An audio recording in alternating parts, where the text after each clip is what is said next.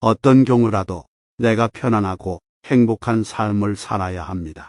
자식이 부모 말을 안 듣고 속을 썩일지라도 편안할 수 있어야 합니다. 불교에서는 이것을 해탈이라고 합니다. 우리 인생은 소풍 나온 아이의 하루와 같습니다. 즐겁고 신나게 하루를 보내고 집으로 돌아가야지 소풍 와서 걱정하며 불안하게 하루를 보내서는 안 됩니다. 어떻게 하면 부모들이 조금은 자식 걱정을 내려놓고 마음 편하게 살 수 있을까요? 오늘은 법륜 스님의 지혜로운 말씀 중 부모도 자식도 행복해지는 최고의 해답에 대해 배워보도록 하겠습니다. 구독, 좋아요는 영상 제작에 큰 힘이 됩니다. 스님에게 자녀 문제로 상담 오는 대부분의 사람들은 이런저런 이유로 자식 때문에 정말 괴롭다고 합니다. 괴로운 게 당연한 일처럼 이유를 이야기합니다. 더 행복하려고 자식을 낳아서 키웠는데 이런 마음이 들면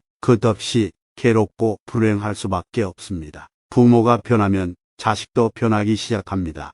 자식은 자기 나름대로 자기 인생을 살 뿐입니다. 어떤 자식도 부모를 괴롭히려고 그렇게 하는 것이 아닙니다. 그런데 부모는 자식의 인생을 마치 자신의 인생인 것처럼 의미부여합니다. 그런 마음으로 자식을 키우다 보니 자식이 내 마음처럼 안 되는 걸 보고는 괴롭고 힘들다고 하소연합니다. 자식이 성인이 되면 부모의 품을 떠나 독립하는 것이 당연한 순리입니다. 그런데 다 큰 자식을 여전히 품 안의 자식으로 생각하면 부모는 평생 괴로울 수밖에 없습니다. 자식이 성장해 부모의 품을 떠났을 때에도 잘 살 수 있는 연습을 하셔야 합니다. 그래서 몸만 독립하는 것이 아니라 마음으로도 완전히 독립을 해야 부모도 행복하고 자식도 행복할 수 있는 것입니다. 자식 때문에 걱정이 많고 힘들다는 부모들은 본인의 삶도 그렇지만 자녀들의 삶도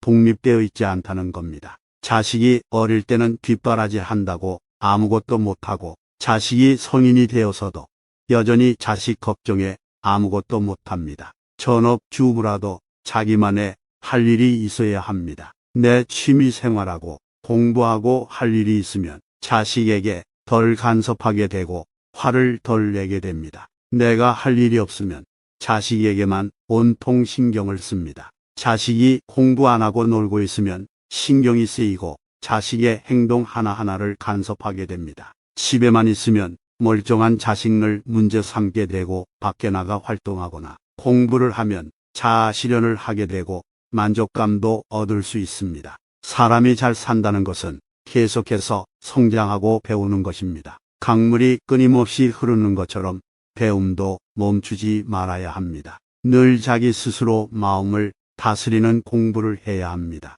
지금부터라도 자식을 위한 삶도 중요하지만 스스로 마음을 닦는 공부도 하고 내면을 아름답게 가꾸어 나가는 연습을 해보세요. 내가 나를 사랑하지 않는데 누가 나를 사랑해 주겠으며 스스로 사랑할 줄 모르는데 어떻게 자녀나 남을 올바르게 사랑하겠어요. 자식에 대한 사랑 중요하지만 스스로를 괴롭히지 않고 사랑하는 일이 중요합니다. 그러니 어떤 경우라도 내가 괴롭지 않고 행복한 삶을 살아갈 수 있어 합니다. 자식이 부모 말을 안 듣고 속을 썩일지라도 편안할 수 있어야 합니다. 이것을 불교에서는 해탈이라고 합니다.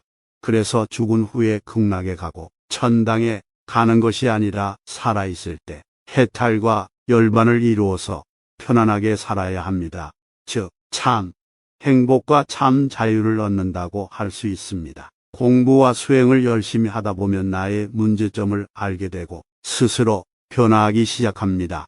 하지만 처음에는 쉽지가 않습니다. 한 1000일 정도는 노력을 해야 변화가 시작됩니다. 자신을 위해 노력해 보겠다며 기도문을 외우고 10일 정도 하다 보면 이렇게까지 해야 하나 회의가 들면서 하기 싫어집니다. 그것을 참고 100일 정도 기도를 하면 나의 문제점도 곧바로 바라볼 수 있고 습관을 바꾸게 됩니다. 이렇게 부모가 노력을 하면 자식에게 좋은 본보기가 될 수 있습니다. 그렇게 되면 자식에게 말할 필요가 없어집니다. 자식들은 부모라는 거울을 보고 따라할 테니까요. 옛날에 아주 가난한 여인이 아들을 낳지 못하는 부잣집으로 시집가서 아들을 낳았습니다. 아들을 낳고 부유한 집에서 대접받고 생활하니 부족할 것 없는 행복한 나날을 보냈지요. 그런데 어느 날 갑자기 아들이 7살이 되던 해에 죽었습니다. 아들의 죽음과 동시에 여인의 행복도 물거품처럼 사라져 버렸습니다.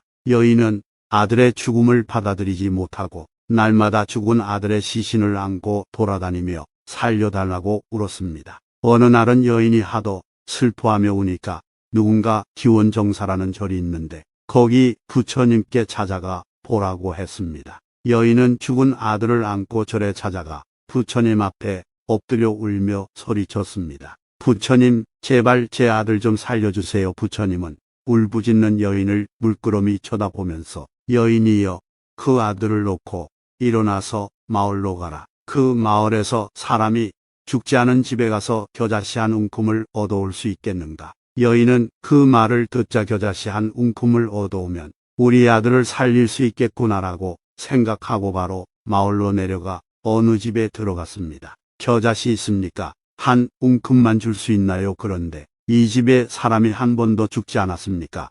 얼마 전에 제 할아버지가 돌아가셨는데요. 그래서 이 집은 안 되겠다 싶어 다음 집으로 갔습니다. 그 집에서도 할머니가 돌아가셨다고 했습니다. 그리고 다음 집도 아버지가 돌아가셨다고 했습니다. 계속해서 방문했지만 사람이 아무도 죽지 않은 집은 없었습니다. 해질녘이 되자 힘이 다 빠진 여인은 터덜터덜 걸어서 마지막 집에 가서 물었습니다. 이 댁은 사람이 죽지 않았습니까? 라고 물었더니 이모시오, 사람이 죽지 않는 집이 어디 있겠소? 여인은 그 큰 깨달음을 얻었습니다. 어떤 집이든 어떤 사람이든 누구든 죽는구나. 단지 죽는 시간만 다를 뿐 태어난 사람은 다 죽는구나. 내 아들만 죽었다는 생각에 사로잡혀 너무 고통스러웠는데 세상에 나가보니 죽음이란 그냥 보편적인 현상이구나라는 깨달음을 얻었습니다. 죽음도 삶의 일부분인 것입니다. 그제서야 여인은 아들의 죽음을 받아들이고 집착을 내려놓게 되었습니다. 집착을 내려놓으니까 사물이 눈에 보이기 시작했고 밝은 얼굴로 부처님께 돌아왔습니다. 슬픔은 가시고 밝은 얼굴로 돌아온 여인에게 부처님이 물으셨습니다. 여인이여, 겨자씨를 가지고 왔느냐? 부처님, 저는 이제 겨자씨가 필요 없어요. 그 여인은 죽은 아들을 살리지 못했지만 다시금 마음의 평화를 얻었습니다. 이처럼 인생의 이치를 알게 되면 불행의 조건들이 더 이상 불행하지 않은 것이 되고 편안해지게 됩니다. 행복은 멀리 있지 않고 항상 내 주변에, 내 마음속에 있습니다. 다만 내가 행복 속에 있어도 그것에 감사할 줄 모르고 만족할 줄 모른다면 눈뜬 장님과 같습니다. 마음속에 눈을 뜨면 세상의 밝음과 행복을 볼 수 있습니다. 그러니 깨어서 바라보세요. 자식에게 줄 수 있는 가장 값진 교훈은 부모 스스로가 행복하게 만족스러운 삶을 사는 것입니다. 그저 잘 자랄 수 있도록 환경과 방향만 잡아주고 사랑을 많이 주어야 합니다. 자녀들이 커서 무엇이 될까라는 염려와 걱정보다 무엇을 하든 너를 응원한다라는 부모의 말이 더욱 멋집니다. 부모의 믿음과 사랑이야말로 아이들을 강하게 훌륭하게 키워낼 수 있는 비결입니다. 부모가 행복해야 자식이 행복합니다. 부모는 자식의 거울이듯 부모 행복을 따라 자식이 행복해집니다. 법륜 스님의 지혜로운 말씀으로 당신의 하루가 평온하고 풍요롭기를 바랍니다. 구독, 좋아요는 영상 제작에 큰 힘이 됩니다. 감사합니다.